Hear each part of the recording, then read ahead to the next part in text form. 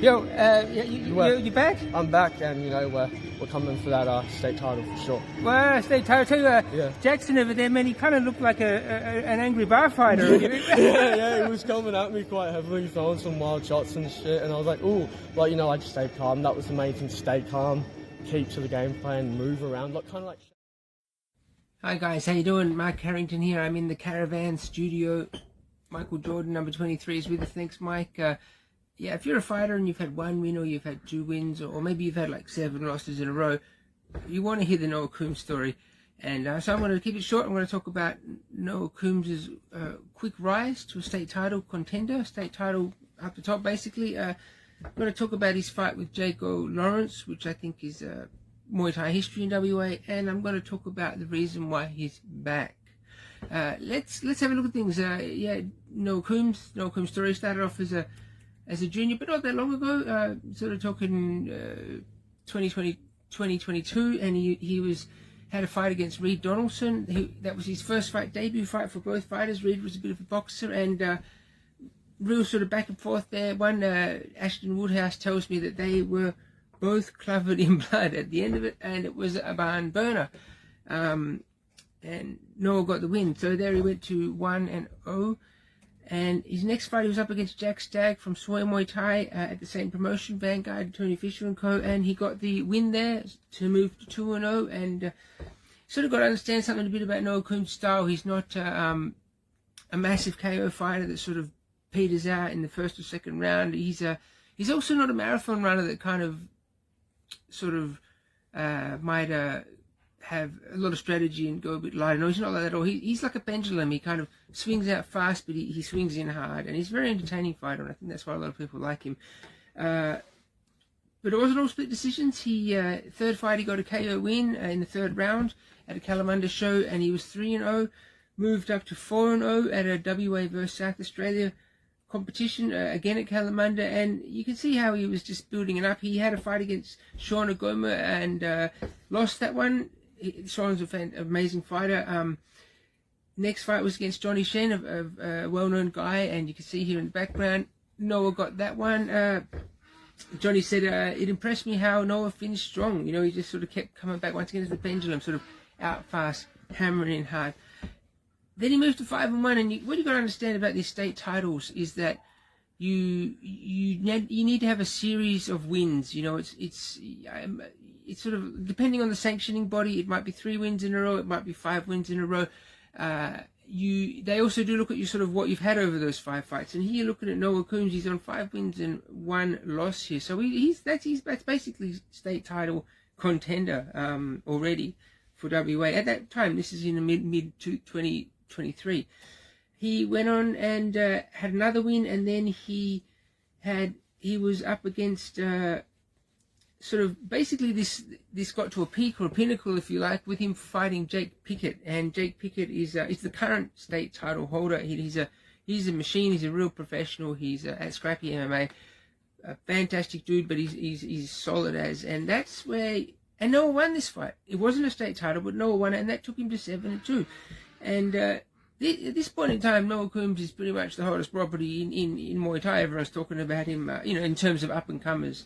7-2. That's an incredible record in such a tough sport.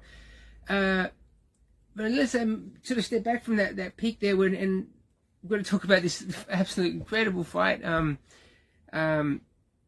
Yeah, Domination. Yeah, people know Darren and Teasha shows Domination. Fantastic shows, fantastic atmosphere. And this was actually about 18 months ago, 2023, and still a very crowded time, very busy time for Muay Thai. Boxing had kind of dropped off a bit. MMA wasn't quite as mainstream as it is today. Still a bit of an outlier, still a bit more of a wrestling thing, not as much striking. Muay Thai was very much the centre sport in WA, and I was there, and it was packed, and this fight was crazy. Even James, it was just a crazy fight, a lot of 8 counts, and Jago Lawrence, yeah, massive fan of that guy, one of my favourite fighters ever. He's got heaps of style, heaps of charisma, heaps of guarding, blocking, high kicks, spinning around. He's the guy. He's very much like Nathan Embleton, the dreaded one, in that, yeah, even a 5-year-old kid who's been bored all night will sort of turn around and go, whoa, that kind of thing. And Noah won this. Noah won this fight, and that was incredible. Great fight for that one. so people are thinking, and yeah, I talked to Jago. He said Noah Coombs was my favorite opponent. He was just hard-headed. I think he's sort of referring to that back in hard and out again fast and back in hard again. No matter what I threw, he would take it and return it straight away. You know, take it back, return. Pure heart in and out of the ring, and real cool dude, always respectful, a true warrior. And that's the thing about Noah Coombs. He's a real true warrior. And they said, yeah, fighting Noah felt like fighting in the Coliseum. And I was there that night, and that was really something. That was insane. I mean, yeah, look, I've probably been to 100 fighting shows, various fighting shows over the years. You know, you're talking about 1,000 different fights. So that was the best fight that I have ever seen in my whole life. And I'm not knocking some of the other big ones there. Victoria Sullivan and Shannon Gardner and Keane versus Sam Gardner. I mean, there's been some big ones. You know, Brett Dalton back in the day, of course. But definitely for me, yeah, Jago Lawrence and Noah Coombs, biggest fight ever. Then moving to the the third point here is what. Yeah, so people might be wondering what happened. You know, Noah Coombs story. He was at the top there, and what happened there? What he had sort of the fight of the year. I mean, he's had multiple fights of the nights. I mean, about 3 or 4 of his first 7 or 8 fights were fight of the nights, and that's a pretty big deal when you got 20 fights on a card. You know, fight of the night. It's a big deal. 40 people. You've been selected as fighter of the night or fight of the night.